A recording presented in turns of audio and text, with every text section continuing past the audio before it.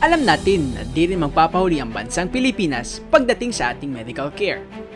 At marami na rin mga hospital ang nag-offer ng best healthcare service sa ating mga Pilipino. What's up, Gold Diggers? Welcome back again to another video. And for today, ating alamin ang top 5 best hospitals in the Philippines. At number 5, Philippine Heart Center. Ang ospital na ito ay matatagpuan sa Quezon City. Kilala ito in specializing treatment of heart ailments. Ito ay in-establish noong taong 1975 under Marcos administration. It ranks bilang one of the leading medical institution in Asia sa medical and surgical treatment in heart diseases. Tinatayang nag-a-admit ang ospital na ito ng 14,000 patients yearly and 3,300 ito ay nag-a-undergo ng heart surgery.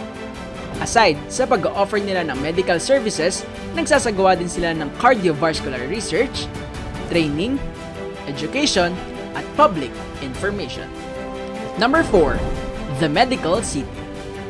Ang ospital na ito ay tinuturing na may pinakamalaking healthcare network sa bansa. Ito ay binubuo ng flagship complex, 4 provincial hospitals, at over 50 clinics sa Metro Manila at iba't iba pang mga probinsya. Ang main facility nila ay located sa 4.5 hectare property along Ortigas Avenue. Nagkaroon ito ng accreditation mula sa Joint Commission International o JCI sa pagkakaroon ng highest standards of quality para sa healthcare organization. Alam mo ba na ang JCI ay kilala bilang isang most prestigious accrediting body sa buong mundo?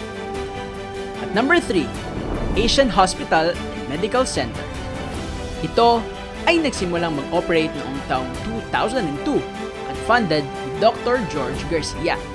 Kilala ang ospital na ito sa pagkakaroon ng advanced medical facilities na in line with international standards of medicine.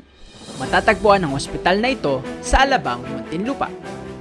Ang libo-libong staffs nito ay well-trained to provide quality and compassionate service. Alam mo ba na ito ang pinakaunang ospital sa bansa na may hotel-like ambience, creating environment that promotes healing, comfort, and care. Nagkaroon din ito ng accreditation from the Joint Commission in 2013 at renewal noong 2016. At number 2, Makati Medical Center. Ang ospital na ito ay kilala sa kanilang top quality of care for over 45 years. Ang ospital na ito ay may total na 600 bed capacity at kilala bilang best place to receive treatment parehas sa domestic at foreign patients. Alam mo ba na noong taong 2011, ang ospital na ito ang kauna-unang certified ng 4th edition Joint Commission International, isang prestigious accrediting body sa buong mundo. Sa parehas na taon, nakatanggap din sila ng award mula sa Asian Hospital Management Award ng A Decade of Achievement Award. And at number 1, St. Luke's Medical Center. Ang ospital na ito ay kilala sa buong mundo bilang isa sa mga pinakamagandang ospital sa Asia. Ang ospital na ito ay may 650 bed capacity at may top-notch medical equipment. Matatagpuan ang ospital na ito sa Quezon City.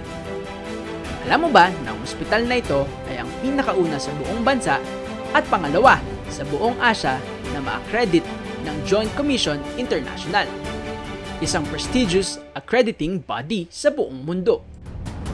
At noong taong 2012, idineklara ng Health EXEC News ang ospital na ito bilang top 25 most beautiful hospitals in the world. Tiyak na hindi magpapahuli ang bansang Pilipinas pagdating sa ating healthcare. At patunay na dyan ang ating listahan ngayon. Thank you so much, Gold Diggers, for watching this video. And as always, see you on our next adventure.